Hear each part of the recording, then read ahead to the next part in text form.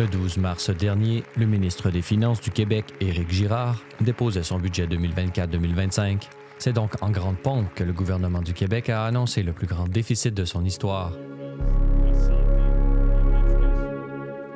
Un budget exigeant, Madame la Présidente, qui s'inscrit dans un contexte économique à la fois tendu et source de nombreux défis. Selon le ministre, les 150,3 milliards de dollars de revenus ne seront pas suffisants pour payer les dépenses de l'État. 11 milliards de dollars, c'est le montant avancé pour éponger les dépenses excessives de la province. Comment expliquer un tel écart entre les recettes et les dépenses? L'État n'est-il pas tenu par la loi sur l'équilibre budgétaire? Un examen de conscience des élus est-il nécessaire devant le déclin économique du Québec? Pour répondre à ces questions, je me suis entretenu avec Nicolas Gagnon, directeur pour le Québec de la Fédération canadienne des contribuables. Pour l'analyste en politique fiscale, ce nouveau budget du Québec est un symptôme d'une culture politique incapable de remise en question. Nous sommes avec Nicolas Gagnon de la Fédération canadienne des contribuables. Vous êtes le directeur pour le Québec. Vous étiez à Québec dans le huis clos pour pouvoir étudier pour nous ce magnifique, pourrions-nous dire, budget, magnifique par la grandeur du déficit qu'il nous impose à tous. Parlez-nous d'abord, quelles sont vos réactions à chaud devant ce déficit historique de 11 milliards de dollars que nous a annoncé le ministre des Finances du Québec? Honnêtement, on aurait difficilement pu faire un budget plus irresponsable que celui qui a été livré mardi dernier. Honnêtement, on avait déjà des très basses attentes quant aux questions des finances publiques. On savait très bien qu'il y avait un ralentissement de l'économie au Québec. On savait aussi qu'il y avait un déficit qui avait été annoncé d'une manière ou d'une autre. Initialement, au dernier exercice financier 2023-2024, on s'attendait à un déséquilibre, un déficit d'environ 3 milliards cette année. Mais il y avait un plan l'année dernière. Il y avait un plan de la part du gouvernement Legault pour réduire à chaque année de 1 milliard le déficit pour qu'en 2027-2028, on obtienne enfin l'équilibre des finances publiques. Mais le gros problème, c'est que tout ce plan-là est complètement disparu, en fait. Au lieu d'avoir un déficit de 3 milliards, on se ramasse plutôt avec un déficit de 11 milliards en dollars courants. C'est le plus gros déficit jamais obtenu dans l'histoire du Québec. Ce qui contraste avec le fait que le gouvernement de François Legault, initialement, quand il a été élu en 2018, il s'est retrouvé avec le plus gros surplus de l'histoire du Québec. Il y avait pas loin de 7,4 milliards de dollars de plus dans les coffres du gouvernement que prévu. Et on a réussi à se retrouver dans une situation où est-ce qu'on a un déficit plus important que celui qu'on a enregistré durant la pandémie. Puis ça, je pense que ça vaut la peine de le mentionner parce que durant la pandémie, il y avait un ralentissement de l'économie assez important et ça n'a pas empêché le fait d'avoir un déficit d'environ 10,6 milliards versus 11 milliards aujourd'hui, alors que pourtant, on a une économie qui est supposée rouler à fond de train. On sait qu'il y a un ralentissement, mais il n'en reste qu'aujourd'hui, ce qu'on perçoit vraiment qui est responsable des déficits, c'est l'augmentation des dépenses. Ça, le gouvernement l'a rappelé constamment. Il s'est même lui-même dit, en fait, autant le ministre des Finances, M. Éric Girard, que François Legault, que c'est un budget responsable parce qu'il prenait la décision de réinvestir massivement en santé et en éducation. Cependant, c'est complètement irresponsable qu'on regarde d'un autre côté, en fait, l'état des finances publiques et qu'est-ce qu'on va se retrouver. Il y a le 11 milliards cette année en déficit qui est important, mais je pense que ça vaut la peine de mentionner qu'au cours des 5 prochaines années, c'est 32 milliards de dollars en déficit supplémentaire qu'on va accumuler, ce qui va faire en sorte que finalement, c'est une dette de plus en plus importante qu'on va avoir, donc pas loin de 265 milliards en dette nette d'ici 2030. C'est quand même énorme. Sinon, si on regarde l'autre côté des choses, bien, on va avoir les finances publiques pour au moins 10 ans dans le rouge. On est dans le rouge depuis 2020. On va l'être jusqu'en 2030. Il n'y a aucun plan pour le retour à l'équilibre budgétaire. Et le pire là-dedans, c'est que durant la présentation du budget, on s'est fait dire que ce fameux plan serait plutôt fourni de l'année prochaine. Donc, on nous dit qu'on va quand même miser sur le retour à l'équilibre budgétaire, mais le plan de match pour y arriver, bien, il faut attendre le prochain budget. Donc, on est 1 an dans le noir à se demander qu'est-ce qui va arriver avec les finances publiques. Puis ça, c'est quelque chose qui est complètement inacceptable d'un point de vue des contribuables. Et ça, c'est pour l'état des finances. Mais quand on regarde les autres choses, malheureusement, aucun allègement fiscal pour les contribuables a été mis sur la table. Vraiment, aucune baisse d'impôt additionnel, aucune baisse de taxes additionnelles ou forme d'allègement direct. Puis d'un autre côté, il faut mentionner le fait qu'on a des dépenses qui augmentent beaucoup plus rapidement que les revenus. En fait, 2 fois plus rapidement pour prendre les chiffres. Et c'est une constante qui va s'installer pour encore 5 ans. Donc, vraiment, c'est très irresponsable parce qu'il n'y a aucune démonstration de la part du gouvernement qu'il y a une prise de conscience de l'état des finances et dans quelle direction on s'oriente avec ça. Nicolas Gagnon, qu'est-ce qui explique un tel déficit? Certains ont parlé d'une mauvaise décision du gouvernement par rapport aux baisses d'impôts qu'il avait promis et qu'il a quand même réalisé. Est-ce que les baisses d'impôts sont responsables de ce déficit budgétaire historique? D'un, non. C'est garanti que les baisses d'impôts ne sont pas du tout responsables du déficit présentement. Surtout que quand on regarde l'état des choses, le problème au Québec, ce n'est pas les revenus du gouvernement, c'est vraiment les dépenses. Et ça, bien, les impôts s'inscrivent beaucoup plus dans la colonne de revenus. D'autre part, quand on regarde le déficit, on est à 11 milliards. Quand on regarde ce qui était redonné en termes de baisse d'impôts, on parle d'environ 3-4 milliards par année dans les poches des contribuables. C'est quand même 4,6 millions de Québécois qui ont droit à une baisse d'impôts ou qui profitent d'une baisse d'impôts de 1 sur les 2 premiers paliers d'imposition. Mais c'est clairement pas ça qui a creusé vraiment le déficit. Quand on regarde, par exemple, les concessions qui ont été faites, ça, c'est vraiment peut-être pas le point le plus important, mais un des points qui a joué quand même, qui est un facteur assez important, disons, c'est les concessions qui ont été faites au Fonds commun de la fonction publique, là, au syndicat de la fonction publique du Québec. Récemment, là, on s'attend à environ une concession de 15 milliards de dollars sur les 5 prochaines années. Ça joue pour beaucoup. Mais c'est pas juste ce 15 milliards-là, c'est pas juste les concessions qui ont été faites au Fonds commun, c'est aussi l'accroissement de la bureaucratie qui joue énormément. On est rendu, depuis que M. Legault a été élu, on a 72 000 équivalents temps complet, donc des postes qui ont été créés à temps plein, en fait, dans la fonction publique québécoise. Et quand on regarde les projections pour l'année 2024-2025, on s'attend à rajouter 7 800 de plus. Donc, au final, ça va être 80 000 fonctionnaires de plus dans l'ensemble de la fonction publique québécoise depuis que Legault est arrivé au pouvoir. Du moins, c'est ce qu'on va pouvoir constater au prochain exercice financier. Donc, les dépenses augmentent constamment. Bien sûr, on a joué un petit peu avec les revenus, mais ce n'est pas les revenus qui vont avoir emmené ce déficit-là.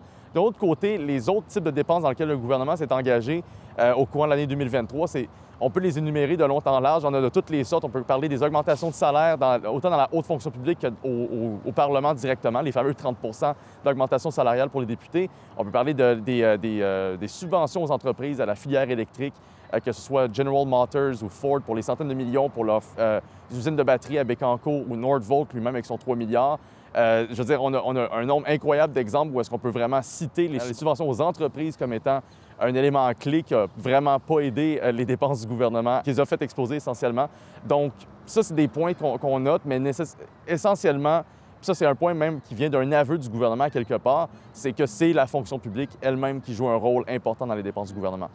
Justement, on est ici même à Montréal, devant le CHUM, le centre hospitalier de l'Université de Montréal, un grand hôpital, tout neuf, tout beau. Est-ce que c'est dans des investissements comme ça que les déficits augmentent ou est-ce que c'est comment se justifie cette augmentation de la bureaucratie que vous mentionnez? On est à l'âge de l'intelligence artificielle, on est à l'âge de l'automatisation. Est-ce que ces tâches administratives ne pourraient-elles pas être comblées comme on le préconise pour certaines entreprises? Justement, on a des subventions pour permettre la robotisation de certaines entreprises. Pourquoi est-ce que le gouvernement ne s'applique pas à lui-même ce qu'il recommande pour le secteur privé? Bien, c'est une très bonne question. Puis en fait, on a vu des interventions de certains ministres, comme M. Éric Kerr récemment, qui est le ministre en charge de la transition numérique, là, de nous dire qu'il allait introduire l'intelligence artificielle dans la fonction publique dans le but d'alléger la bureaucratie. On aime bien l'intention, mais on tient à rappeler quand même que le dernier grand projet informatique qu'on a eu au Québec, ne serait-ce que celui auquel on a goûté, c'est celui de SACLIC pour la SAQ, où est-ce qu'on s'attendait à une simplification des services de la SAQ. Puis finalement, on s'est retrouvé avec un déboire assez important. On avait des files d'attente interminables. Et par-dessus le marché, non seulement ça a coûté pas loin de 500 millions de dollars aux contribuables, mais on a embauché pas loin de 120 fonctionnaires de plus pour administrer en fait l'ensemble de la crise et la transition par la suite. Donc au final, même en se tournant vers le numérique, on a réussi à augmenter le poids de la bureaucratie dans la SAQ. Maintenant, quand on regarde les déficits qui ont été annoncés dans le dernier budget versus les principales missions de l'État, c'est clair que la santé et l'éducation il y a un accroissement des investissements, mais il y a aussi un accroissement du nombre d'équivalents temps complet qui va être dédié à ces deux secteurs-là. Entre autres, dans les concessions qui ont été faites au syndicat de l'éducation, entre autres, on avait la concession d'ajouter pas loin de 5 000 postes à temps complet au courant des 5 prochaines années. Donc, c'est ce genre d'éléments-là qui vont beaucoup jouer dans l'accroissement des dépenses gouvernementales. Mais tout le monde s'entend pour dire qu'en éducation et en santé, bien qu'on veut soutenir ces missions de l'État, on comprend que c'est un peu aussi des puits sans fond. C'est-à-dire que peu importe le nombre d'argent ou de milliards qu'on met là-dedans, on perçoit difficilement une amélioration des services et aussi de leur accessibilité.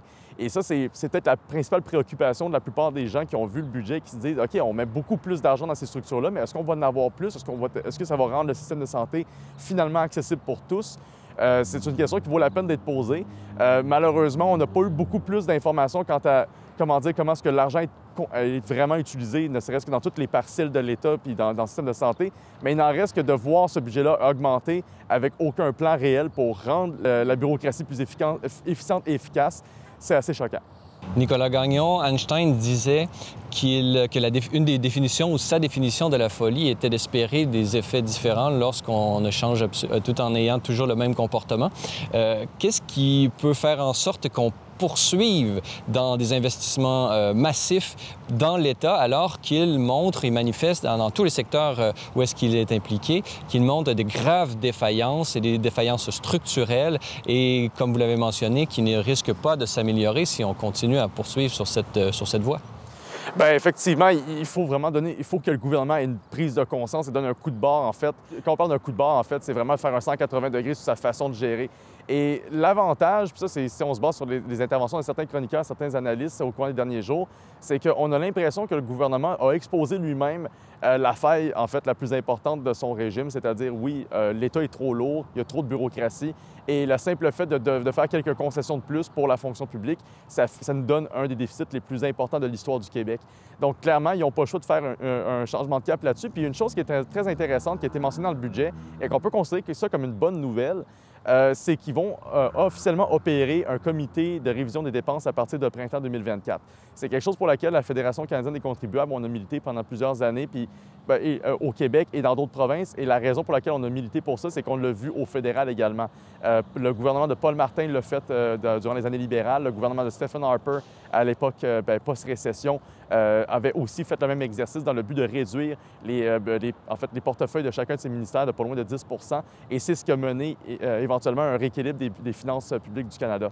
Donc, c'est sûr que on est très enthousiaste de voir qu'il y a au moins une prise de conscience à ce niveau-là, où est-ce que d'ici printemps 2024, on va voir enfin peut-être cet exercice avoir lieu à l'Assemblée nationale. Ça fait longtemps qu'on l'attend. Mais Nicolas Gagnon, n'a-t-on pas déjà une loi sur l'équilibre budgétaire? En quoi l'ajout de ce comité va-t-il changer quelque chose?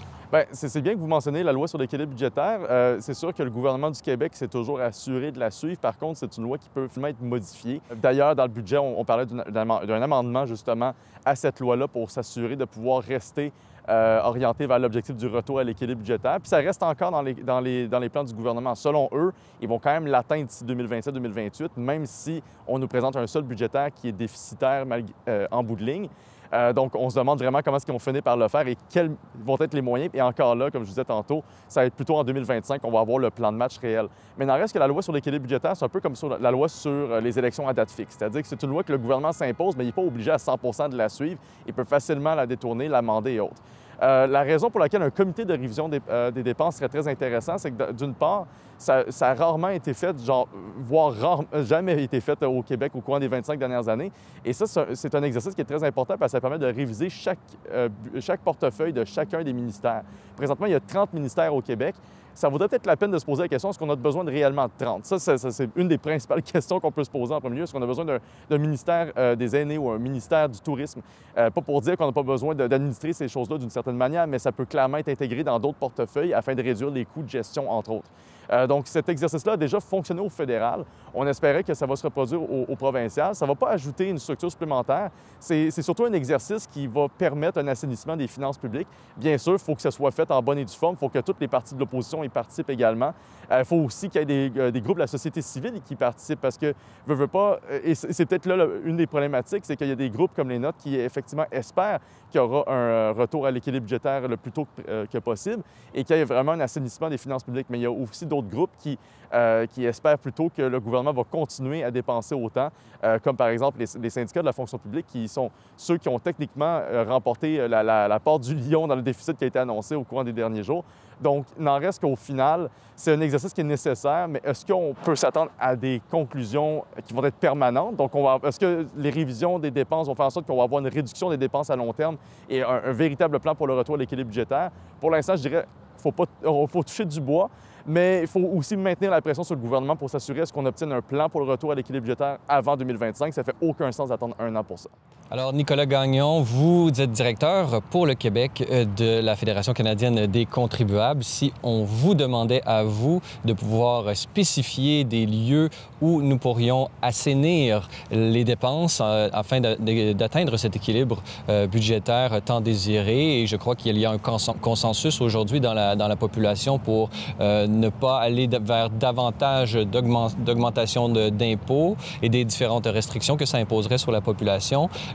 C'est le gouvernement lui-même, la machine étatique, qui doit assainir son propre mode de fonctionnement. Selon vous, Nicolas Gagnon, quels seraient des endroits ou des lieux spécifiques où l'État pourrait couper sans nuire au service à la collectivité?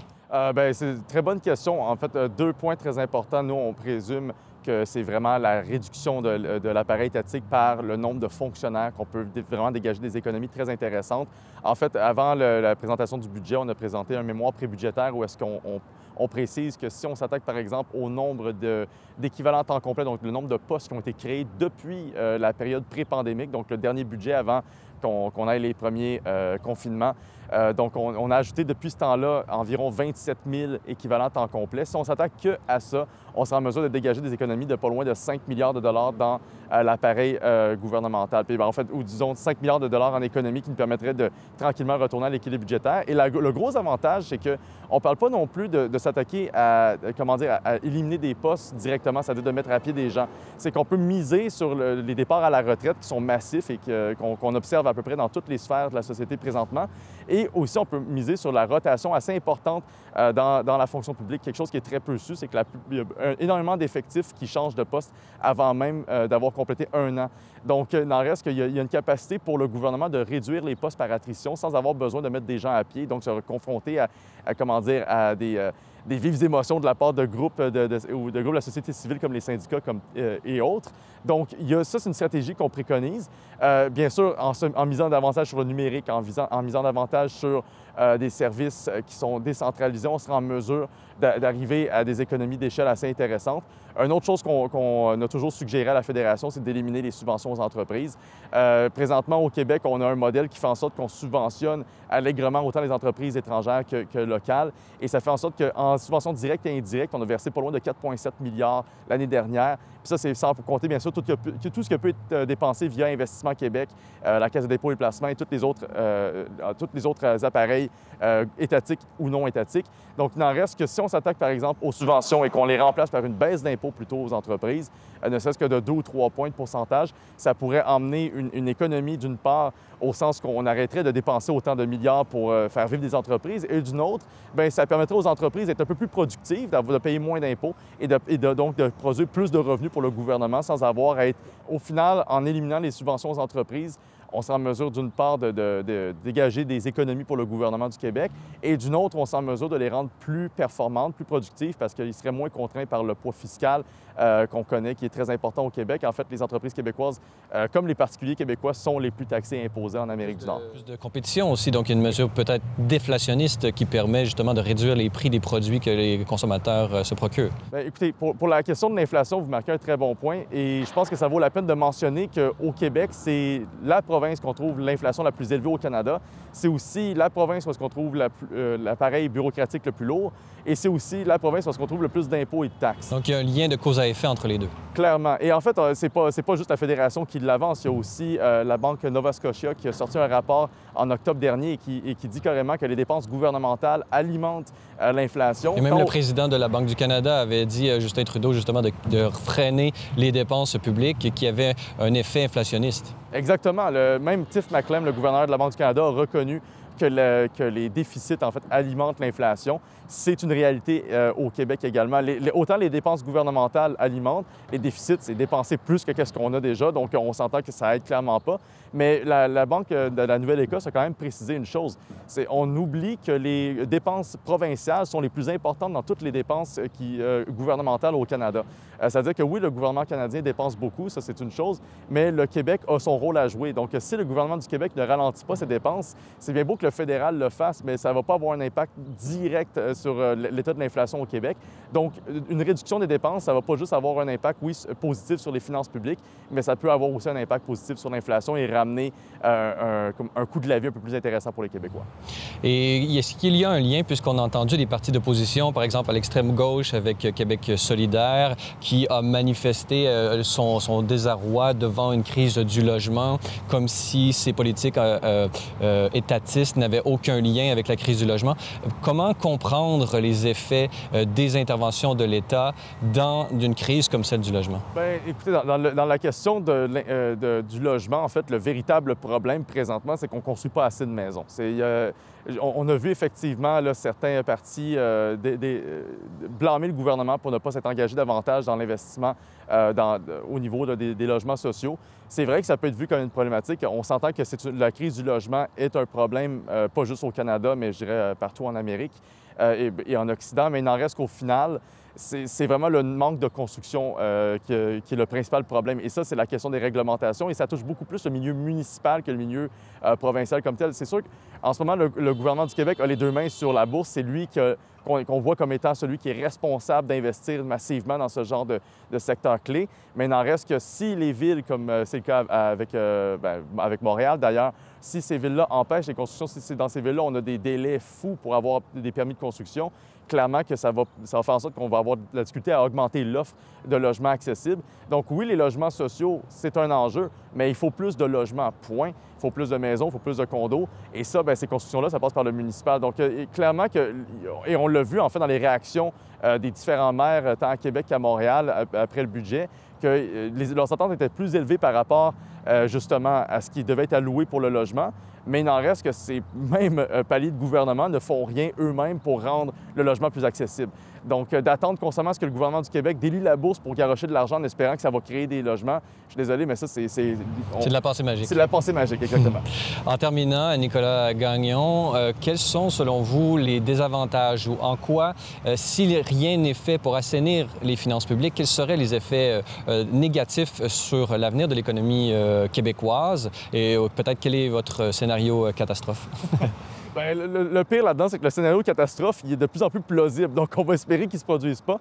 Je dirais qu'on voit déjà les conséquences, en fait, de cette mauvaise gestion des finances qui n'a pas commencé avec le gouvernement de François Legault. Il faut quand même le mentionner que ça fait plusieurs années que les finances publiques sont dans le rouge. Oui, entre 2017 et 2019, on avait des surplus budgétaires, mais avant, on était en déséquilibre depuis au moins 2008-2009, donc, et même avant. Donc, on a eu plusieurs phases de déficit, mais il n'en reste qu'au final, cette année, c'est 10 milliards de dollars qu'on paye en intérêt sur la dette. Ça, c'est 10 milliards qu'on prend dans le budget du gouvernement du Québec et qu'on va le payer non pas sur la dette directement, mais pour rembourser les intérêts sous forme de service de la dette. Et c'est de l'argent des contribuables qu'on ne met pas dans aucune des missions de l'État. On parle de réinvestissement massif, mais on ne peut pas réinvestir réellement plus massivement qu'on le voudrait, si c'était vraiment notre intention, parce qu'on a 10 milliards qui nous manquent. Et c'est 10 milliards qu'on ne met pas dans nos routes et c'est 10 milliards qu'on ne remet pas dans nos poches directement en tant que contribuables. Et au courant des prochaines années, si on regarde juste d'ici 2027-2028, c'est pas loin de 50 milliards qu'on va avoir dépensé en intérêt sur une dette qui va quand même augmenter.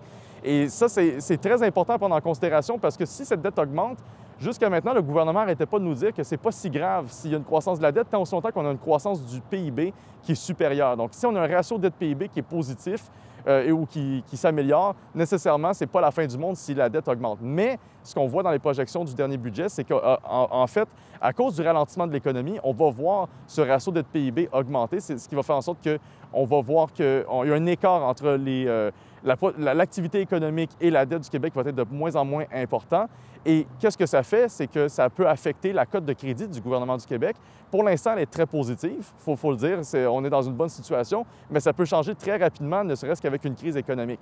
Et qu'est-ce qui arrive si jamais la cote de crédit du Québec est révisée à la baisse? Bien, ça va faire en sorte que quand on veut dépenser davantage, quand on veut emprunter auprès des institutions, on va emprunter à des taux plus élevés, avec des conditions moins intéressantes pour les remboursements. Et ça va faire en sorte que les conditions d'endettement du Québec vont être de plus en plus sévères et vont avoir un impact de plus en plus nuisible pour l'ensemble des finances du Québec. Donc, clairement que si on ne met pas un frein à ces dépenses, si on n'a pas un plan concret pour un retour à l'équilibre budgétaire, malheureusement, ce scénario catastrophique pourrait se concrétiser à long terme. Et créer un déclin, c'est-à-dire faire en sorte qu'on est dans un cercle vicieux duquel on n'est plus capable de se sortir d'une certaine façon. Absolument. C'est sûr qu'au Québec, on est quand même dans une bonne position quand on se compare à plusieurs autres endroits sur Terre. C'est pour ça que je ne veux pas trop tomber dans l'apocalypse non plus, mais il en reste quand on regarde d'autres situations ailleurs sur Terre. Je pense qu'un des meilleurs exemples, c'est peut-être le Liban. Pas parce que c'est un pays qu'on peut nécessairement comparer à l'État du Québec présentement, mais il en reste qu'ils ont connu une situation similaire au début. C'est-à-dire qu'ils avaient une économie qui était assez intéressante et puis éventuellement, la dette a explosé, puis c'est la cote de crédit qui a fini par s'effondrer et au final, bien, le PIB a chuté de 50 dans de presque 2 ans. Et on peut penser également à l'Argentine avec le président Milei qui vient d'être élu avec des politiques draconiennes en assainissant plutôt graduellement les finances publiques. Peut-être qu'on ne sera pas obligé de se rendre là dans une 10 ou 15 ans. Là. Bien, effectivement, c'est sûr que si on avait ce genre de gouvernance-là, on pourrait s'attendre à des meilleurs résultats, ne serait-ce qu'à long terme, puis on pourrait être un peu plus optimiste face au futur. C'est sûr que quand on regarde le gouvernement de François Legault présentement, on n'a pas l'impression qu'il va s'engager à être aussi drastique que Javier Milei en Argentine, qui a réussi à ramener un équilibre dans les finances publiques de manière assez drastique et assez rapide. Je pense qu'il n'y a pas beaucoup de personnes qui ont vu ça venir. De la même manière qu'au Québec, il n'y a personne qui a vu venir un déficit de 11 milliards. Donc là, ce qu'on espère, c'est qu'on va se faire surprendre à nouveau par le gouvernement du Québec et qu'il va nous présenter une véritable feuille de route pour qu'on puisse imiter ce qui a déjà été fait ailleurs, c'est-à-dire une véritable technique de choc pour réduire les dépenses une fois pour toutes, s'attaquer aux véritables dépenses les plus importantes du gouvernement, que ce soit directement dans le nombre de fonctionnaires ou que ce soit dans les différentes missions du gouvernement. Tout doit être révisé. Ils n'ont pas le choix.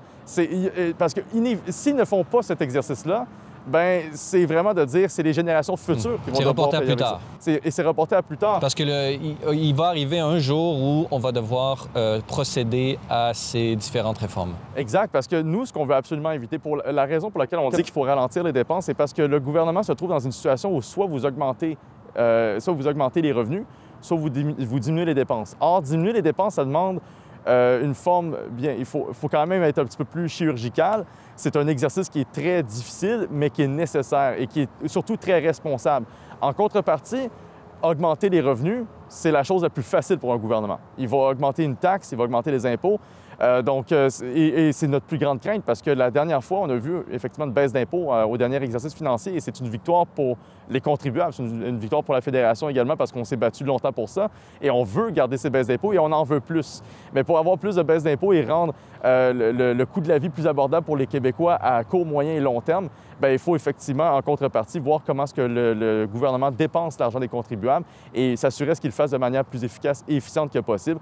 Donc, oui, la réduction des dépenses est très importante parce qu'on ne veut pas qu'à long terme, il y ait une augmentation des impôts et des taxes qui pourrait malheureusement devenir inévitable si le gouvernement ne prend pas les bonnes décisions maintenant. N'êtes-vous pas un peu découragé, vous, à la Fédération des contribuables du Canada? Je dirais simplement que je suis très découragé, comme beaucoup de Québécois, de ce budget. Par contre, il faut garder espoir, il reste du travail à faire. Il faut rappeler une chose, les gouvernements, ça fonctionne en fonction des élections. Donc oui, si on maintient la pression au bon moment, il pourrait y avoir un réveil assez rapidement de la part du gouvernement. Il faut s'assurer à ce qu'il y ait bel et bien un comité de révision des dépenses qui s'opère dès ce printemps. On va maintenir la pression en tant que fédération pour s'assurer à ce que le gouvernement maintienne ses obligations en ce sens. On va s'assurer aussi à ce qu'il y ait un plan qui soit fourni pour le retour à l'équilibre budgétaire le plus rapidement que possible. On va également maintenir pression sur le gouvernement. C'est notre travail en tant que fédération, c'est de s'assurer à ce que ces missions-là, les engagements qu'il a pris soient maintenus le plus que possible, surtout parce que ça va dans l'intérêt des contribuables. Mais clairement, il y a un réveil qui est plus que nécessaire au Québec présentement. Il faut qu'il y ait un ménage dans les finances publiques. Nicolas Gagnon de la Fédération canadienne des contribuables, merci beaucoup d'avoir été avec nous aujourd'hui. Ça fait bien plaisir. Merci beaucoup. OK. Regardez bien. Selon les prévisions du ministre Éric Girard, les déficits sont appelés à être récurrents. L'objectif du gouvernement étant de retourner à l'équilibre budgétaire de manière graduelle, lequel ne serait atteint qu'au cours de l'année 2029-2030.